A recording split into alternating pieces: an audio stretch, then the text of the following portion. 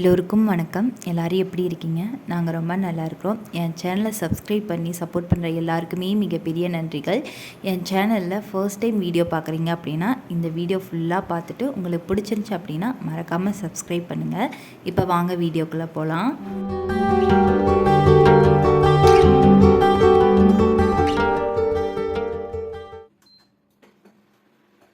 இன்றைக்கி வீடியோவில் என்னோடய டெய்லி ரொட்டீன் ஒர்க் ஷேர் பண்ணியிருக்கேன். காலையில் 6 மணிக்கே என்னோடய குக்கிங் ஒர்க் வந்து ஸ்டார்ட் பண்ணிடுவேன். எந்திரிச்ச உடனே ஃப்ரெஷ் ஆகிட்டு அரிசி, துவரம்பருப்பு எல்லாமே ஊற போட்டுருவேன். அன்றைக்கி என்ன செய்யணுமோ அதுக்கு உண்டானது ஏதாவது ஊற வைக்க வேண்டியது இருந்துச்சுன்னா ஊற வச்சுருவேன். கரெக்டாக 6:30க்கு மேலே பால்காரங்க வருவாங்க. வந்ததும் பால் வாங்கி காய்ச்சி வச்சுருவேன். பையன் எந்திரிச்சதும் கொடுக்கறதுக்கு வந்து கரெக்டாக இருக்கும் அப்படின்னு சொல்லிட்டு எங்களுக்கு எப்பயுமே பிளாக் காஃபி தான்.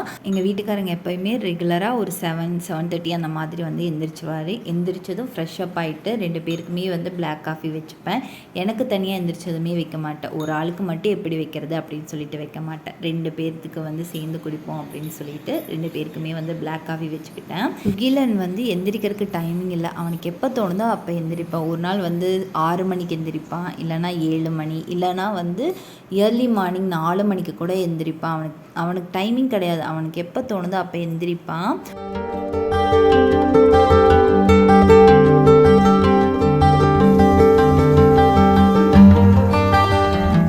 இன்றைக்கி பிரேக்ஃபாஸ்ட் அண்ட் லஞ்சுக்கு வந்து முட்டைகோஸ் பொரியலும் கத்திரிக்காய் போட்டு பருப்பு குழம்பும் தான் வச்சுருந்தேன். தயிர் இருந்துச்சு, அதனால் ரசம் வைக்கலை. எப்பயுமே வந்து நீங்கள் பொரியல் பண்ணும்போது ஃபர்ஸ்ட்டு எண்ணெயிலேயே வந்து நீங்கள் பச்சை மிளகா போட்டிங்க அப்படின்னா அந்த காரமே வந்து பொரியலுக்கு கரெக்டாக இருக்கும். பொரியலெல்லாம் ரெடி ஆனதை நெக்ஸ்ட் வந்து குழம்பு வச்சுருவோம் அப்படின்னு சொல்லிட்டு குழம்புக்கான வேலையை வந்து பார்த்துக்கிட்டு இருந்தேன். கரெக்டாக வந்து பையனும் எந்திரிச்சதும் வந்து அவனுக்கு ஒரு பாட்டிலில் பால் ஊற்றி கொடுத்துருவேன். குடித்ததுக்கப்புறம் எங்கள் வீட்டுக்காரங்க பார்த்துப்பாங்க. 8 மணி வரைக்கும் பார்த்துப்பாங்க. அதுக்கப்புறம் வந்து நான் பார்த்துக்கிற மாதிரி இருக்கும். அதுக்குள்ளே கிச்சன் ஒர்க்கெல்லாம் முடிச்சுட்டு அப்படின்னா அவனை பார்த்துக்கிறது கொஞ்சம் ஈஸியாக இருக்கும்.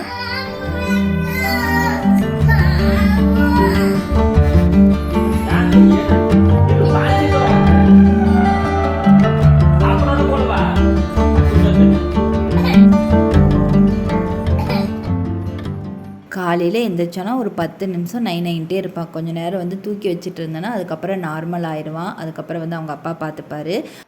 நானும் வந்து என்னோடய குக்கிங் ஒர்க்கெல்லாம் முடிச்சுட்டேன். முடித்தது எல்லாத்தையுமே ஒரு பாத்திரத்தில் ட்ரான்ஸ்ஃபர் பண்ணி எல்லாத்தையுமே எடுத்து வச்சுட்டேன். இனி அவ்வளோதான், எந்த ஒர்க்குமே இல்லை. இனி எங்கள் வீட்டுக்காரங்க வேலைக்கு அனுப்பிவிட்டு பையனுக்கு வந்து சாப்பாடு ஊட்டுவேன். ஒரு 9 o'clock வந்து அவனுக்கு சாப்பாடு ஊட்டிட்டு ஒரு 10:30 அந்த மாதிரி வந்து அவன் தூங்கிடுவான். அவனை தூங்க வச்சதுக்கப்புறம் தான் எப்பயுமே சாப்பிட உட்காருவேன். 11 மணி ஆனாலும் கூட அவனை தூங்க வச்சுட்டு தான் நான் சாப்பிடுவேன். அவனை வச்சுட்டு நான் சாப்பிட்டேன் அப்படின்னா என்னை சாப்பிட விட மாட்டான். அதனால் எப்பயுமே அவனை தூங்க வச்சுட்டு தான் சாப்பிடுவேன்.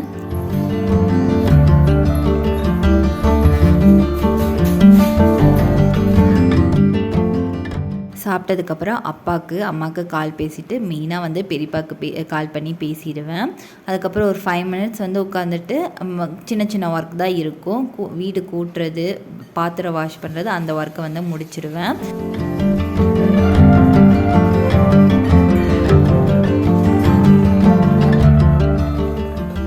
நானும் 12 மணிக்கு அலாரம் அடித்த மாதிரி எந்திரிச்சிடுவான். அவன் எந்திரிக்கிறக்குள்ளேயே நான் குளித்து மேக்ஸிமம் வந்து எல்லா வேலையுமே முடித்து வச்சுருவேன்.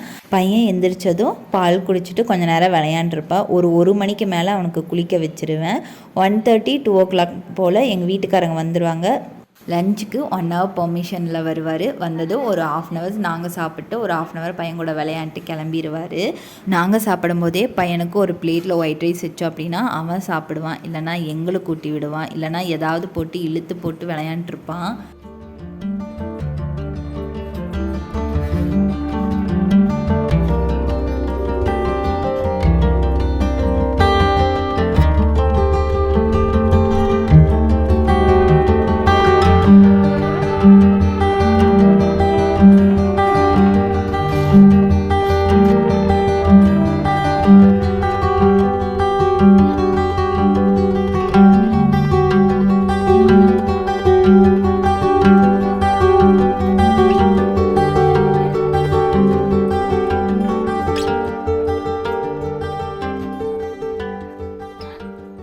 பையனுக்கு மதியம் சாப்பிட்றதுக்கு முட்டை சாதம் கிளறி இருந்தேன். நல்லா சூடாக தான் கிளறினேன். அப்போ தான் வந்து கொஞ்சம் வெது வெதுன்னு இருக்கும்போது நல்லா சாப்பிடுவான்னு சொல்லிட்டு கிளறிட்டு வந்து எங்கடா பையனை காணோம் அப்படின்னு பார்த்தா தண்ணியில் ஒரே விளையாட்டாக இருந்துச்சு. அப்புறம் அவங்ககிட்ட இருந்து மக்கை பிடிங்கி வச்சுட்டு எங்கள் வீட்டுக்கார வழி அனுப்பி வச்சுட்டு தான் அவனுக்கு சாப்பாடு ஊட்டவே ஸ்டார்ட் பண்ணேன்.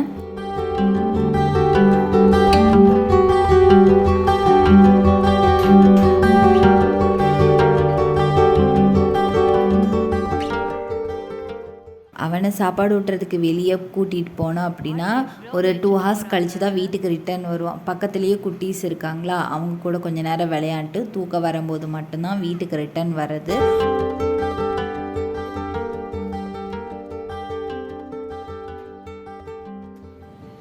காலையில் வாங்கின பாலை ஃப்ரிட்ஜுக்குள்ளே வந்து ஸ்டோர் பண்ண மாட்டேன். அப்பப்போ வந்து பையனுக்கு பால் கொடுக்கணும் அப்படிங்கிறனால வெளியே தான் வச்சுருப்பேன். ஈவினிங் ஒரு 5 மணிக்கு வந்து மறுபடியும் வந்து பாலை சூடு பண்ணி வச்சுருவேன்.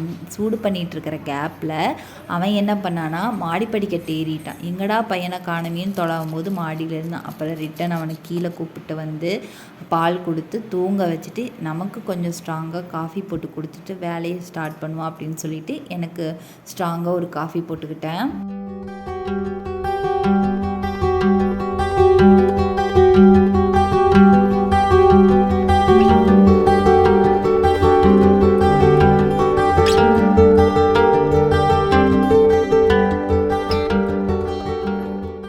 ஈவினிங் டைமு கொஞ்சமாக பால் வாங்குவேன். ஏன்னா நைட்டு தூங்கிட்டு இருக்கும்போது திடீர்னு பசிச்சிச்சு அப்படின்னா கொடுக்கறதுக்கு பால் வேணும் அப்படின்னு சொல்லிட்டு வாங்குவேன்.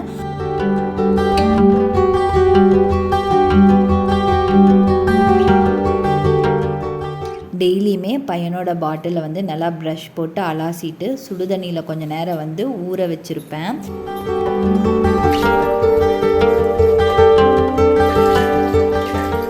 நைட்டு சாப்பிட்றதுக்கு கோதுமை அடை தான் வந்து ரெடி பண்ணியிருந்தேன். செஞ்சு ரொம்ப நாள் ஆச்சு அப்படின்னு சொல்லிட்டு செஞ்சுருந்தேன். அதுக்கு வந்து ஃபர்ஸ்ட் வந்து ஒரு பாத்திரத்தில் தேவையான அளவு கோதுமை மாவு, உப்பு, சீரகம், பெருங்காயத்தூள் இதெல்லாம் போட்டு நல்லா மிக்ஸ் பண்ணிக்கோங்க. மிக்ஸ் பண்ணிவிட்டு தேவையான அளவு தண்ணி கொஞ்சம் கொஞ்சமாக ஆட் பண்ணி கோதுமை மாவை வந்து நல்லா கலந்து விட்டுக்குங்க. தோசை மாவு பதத்துக்கு கலந்துக்கக்கூடாது, ஓரளவுக்கு கெட்டியாக வந்து கலந்துக்கணும்.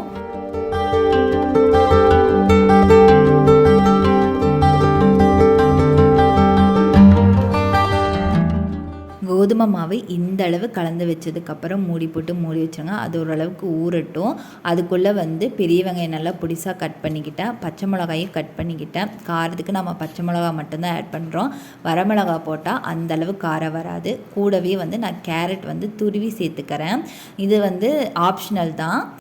கட் பண்ணி வச்சுருக்க எல்லாத்தையுமே அந்த மாவு கூட மிக்ஸ் பண்ணி நல்லா கலந்து விட்டுக்காங்க. அது ஒரு 10 நிமிஷம் வந்து ஊறட்டும்.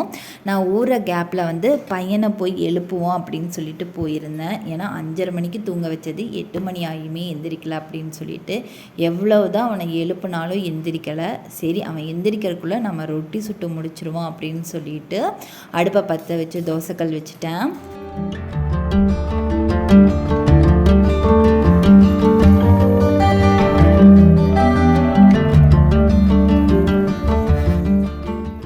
கல் நல்லா சூடானதுக்கப்புறம் ஒரு கரண்டி எண்ணெய் ஊற்றிக்கிட்டு கலந்து வச்சுருக்க மாவை கல்லில் ஊற்றி அடிக்கி நம்ம எப்படி சுட்டு எடுப்போமோ அதே மாதிரி சுட்டு எடுத்துக்க வேண்டியதான். அப்பப்போ வந்து அடுப்பை வந்து ஸ்லோ ஃப்ளேமில் வச்சுக்கணும். அப்போ தான் வந்து அடை கருகாமல் இருக்கும்.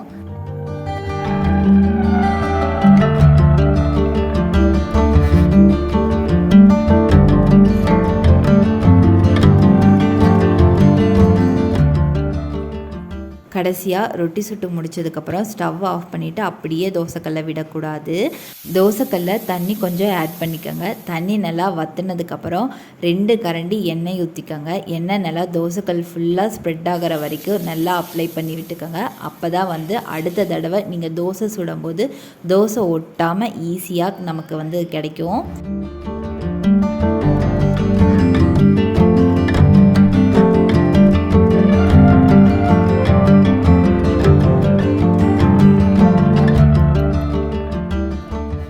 எங்கள் வீட்டுக்காரர் வந்ததுக்கப்புறம் தான் பையனை எழுப்பி விட்டார். வலுக்கட்டாயத்தில் எழுப்பி விட்டார்.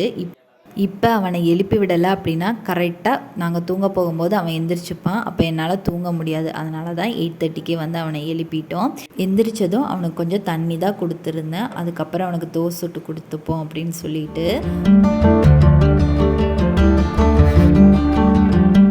நாங்கள் சாப்பிடும்போதே பையன் ஓரளவுக்கு வந்து அடை சாப்பிட்டான். அதனால் அவனுக்கு வந்து தனியாக தோசை ஊற்றி கொடுக்கல. தூங்கும்போது பசிச்சிச்சு அப்படின்னா ஒரு டப்பா பால் கொடுப்பான்னு சொல்லி விட்டுட்டேன். அவ்வளோதாங்க, இந்த வீடியோ இதோட முடியுது. இந்த வீடியோ உங்களுக்கு பிடிச்சிருக்கும்னு நம்புகிறேன். பிடிச்சிருந்துச்சு அப்படின்னா லைக் பண்ணி சப்போர்ட் பண்ணுங்கள். தேங்க்யூ.